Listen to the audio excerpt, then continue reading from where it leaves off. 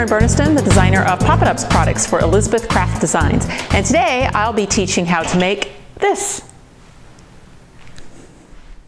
A winter white trees card. This is my project for the first 2016 December Designer Challenge. The theme is All I Want for Christmas, and the idea is to use your very favorite Pop-Ups dies. I had a tough time deciding, but I decided to go with the Lorna Label and the Christmas Trees Pop Stand, and then I'm embellishing with the holiday charms and the outdoor edges. So I decided to decorate my trees with little glitter dots and add some Christmas greetings, but it could easily be a winter card. First, I'm going to make my trees, and what I did is I coated a piece of white cardstock on both sides with some sparkle Mod Podge, and then I used a heat gun to dry it, or you could just let it air dry. Now I'm using the dies from number 1037, the Christmas Trees Pop Stand, and I'm just going to need one of each of the 4 tree dies. You can use Pop-Up's dies in any of the major die cutting machines, and today I am using a Sizzix Big Shot. So I'm going to pull everything out of these dies so I can continue die cutting for my other trees. This is the only one that will use this big tree frame. The other ones I won't use the frame. To make a smaller version of the expanding tree, I'm going to start first with the 3 mechanical tree dies from the set. I'm going to cut one of each of those. And then the big one that has the slot in the middle, that's the one that I'd like to reduce the size. So I'll do that by using the solid tree that's in the middle of the tree frame die. If I place that slotted tree right in the middle of that die and then run it back through my machine, what it'll do is keeps the slot, because that's what I need to assemble my mechanical tree, but it cuts the outer size down significantly so that it's a much smaller version of the slotted tree. And then I'm going to do that process again to make a second set for the small trees. So here are all of my pieces, and I'm ready now for assembly. On the big tree, I'm going to actually attach the large slotted tree behind the frame. So I'll just add glue around the perimeter and get that stuck behind the big tree frame. Now I need to get my other 2 smaller trees put into the big one. So I start with the small tree that also has a slot, and I get the notch at the bottom into the slot on the big tree. And then for this one, it's usually possible just to pull it through. Give it a little moxie. You should be able to get it through until it clicks into place. And then that small tree should loosely hang in the opening. When you're ready to add the other tree, you're just going to pivot that small tree flat. Now both the slots are going to line up.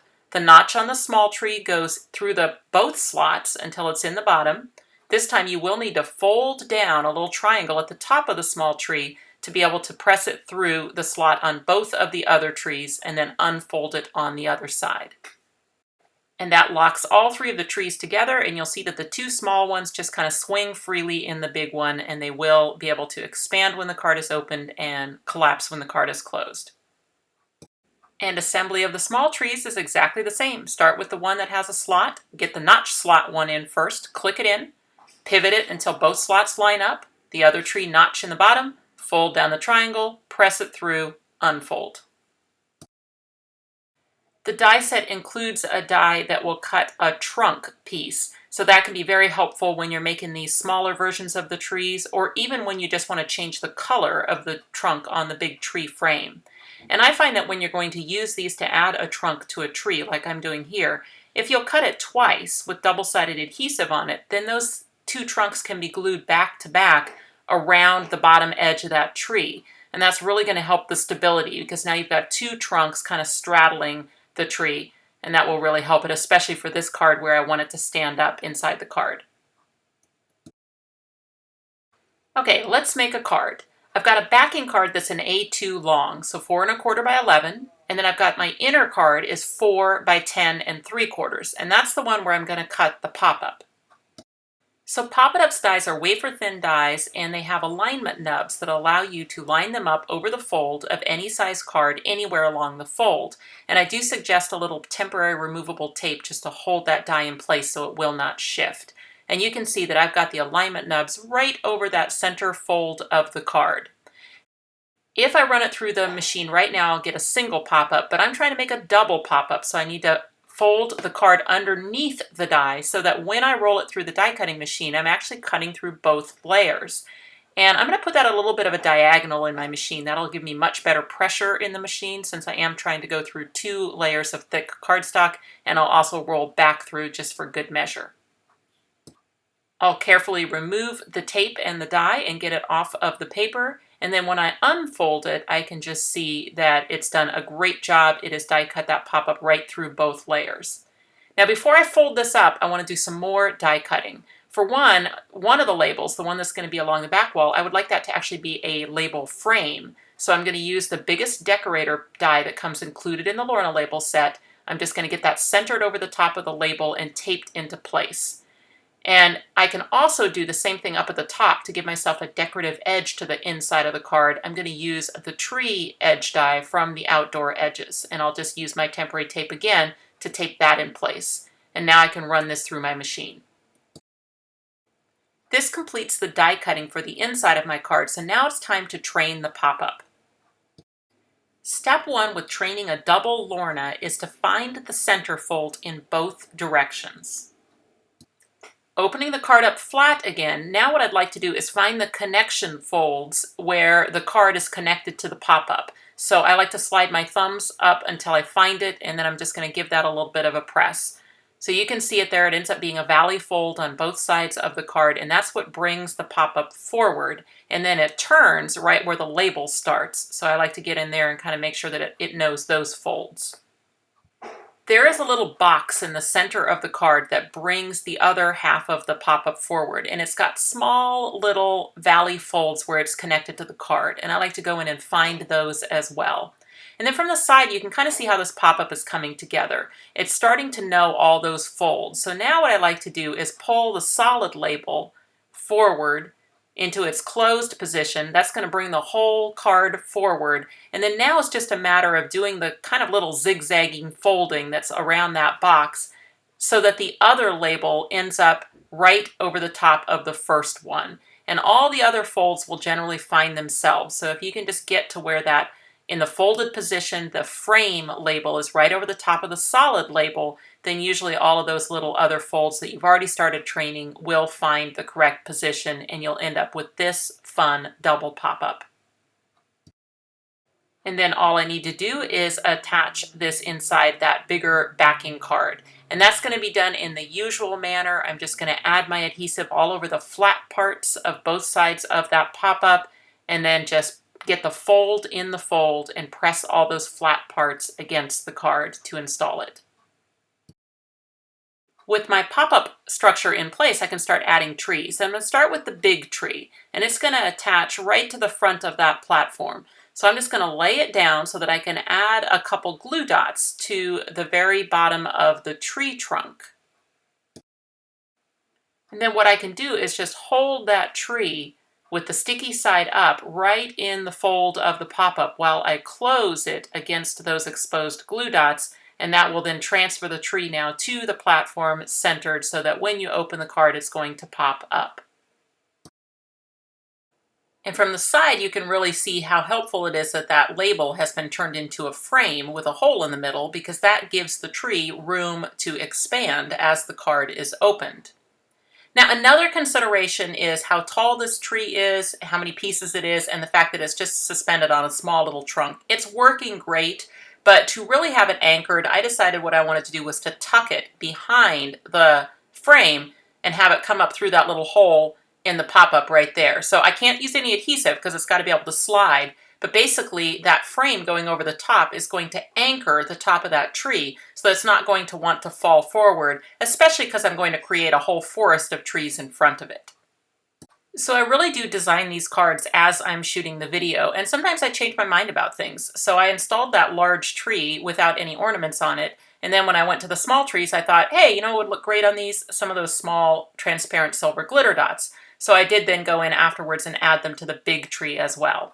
And I'm going to add those glitter dots even in the little expansion part so that no matter which way you're looking from the front of the tree, you're going to see those ornaments on them. The small trees are going to be attached to stand up in the card using a floating floor technique. So that lower label can act as the floating floor. And all I need to do is decide where I need the slots to be able to attach the trees. So I'm just making some pencil lines on there. And then all I need to do is get in there with a small little pair of detail scissors and be able to cut myself a couple little slots for some L supports. I found that the easiest way to do this was to poke a hole, so I just slid a little mat underneath the label so that I could poke a hole. That would get me started, and then I would use the small detail scissors to cut those little slots. So the way that a floating floor works is that you need some L supports to go down through those slots and attach to the bottom of the card. And those are just a nice thick cardstock with a little folded under foot. And that foot just needs to be large enough to hold something like a glue dot. And you put the adhesive on the base of the foot, and then you're going to slide the foot down through the slot and attach it to the base of the card so that the support is standing straight up when the card is at 90 degrees. Once I have my platforms installed, then I just need to figure out how much of them needs to stick out above that bottom label to be able to support the two trees, and then cut off all of the excess. Then I just need some strong adhesive on the front of those supports. I'm going to use glue dots, but you could use tape, you could use glue, whatever you've got, just something nice and strong. And once you've got two sticky supports, then it's just a matter of pressing those trees, one to each of the supports.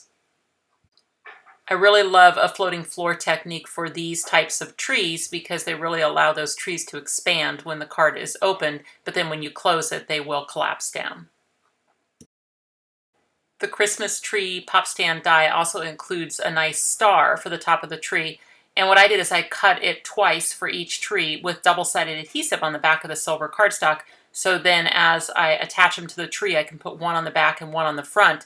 And it is important that I slide those underneath the expanding part so that I don't impede the opening and closing of the tree with the star. For the greetings, I've stamped and embossed them, and they're all going to fit nicely in this fishtail banner that comes with the Lorna Label set.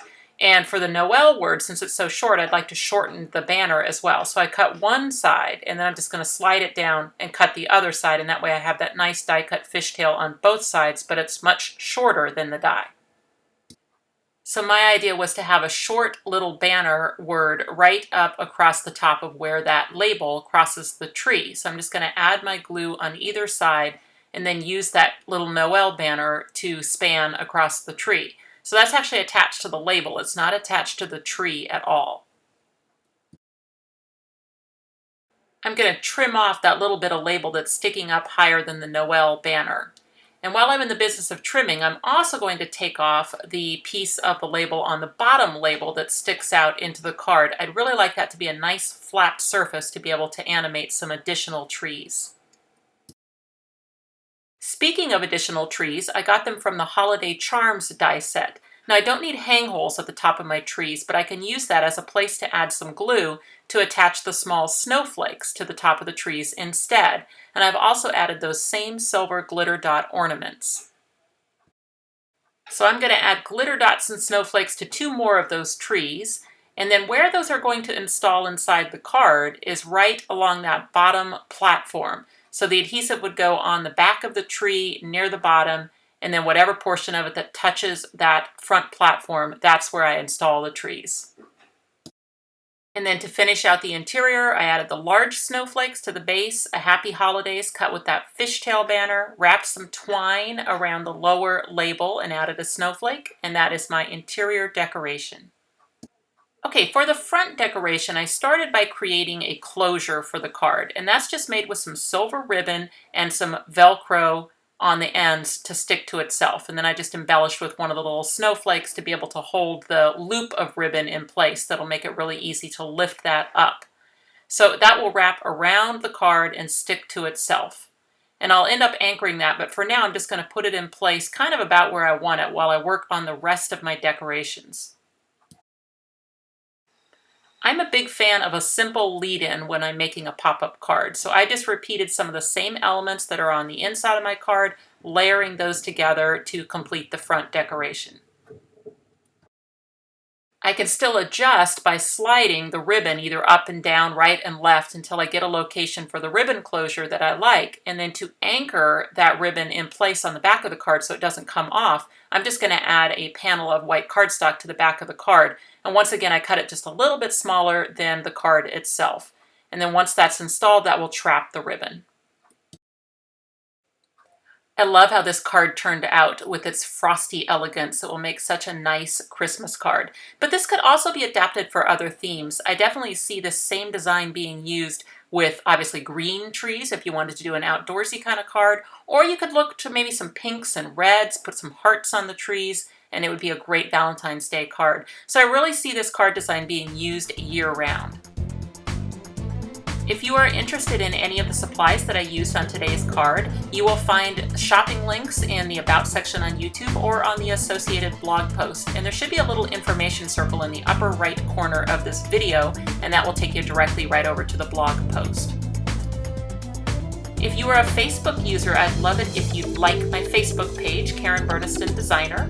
You can also subscribe to this YouTube channel. There should be a circle with my logo in it. If you click that, you can subscribe. And here are a few more videos that I think you would enjoy. You can always find more ideas on my blog, KarenBurniston.com. Thanks for watching.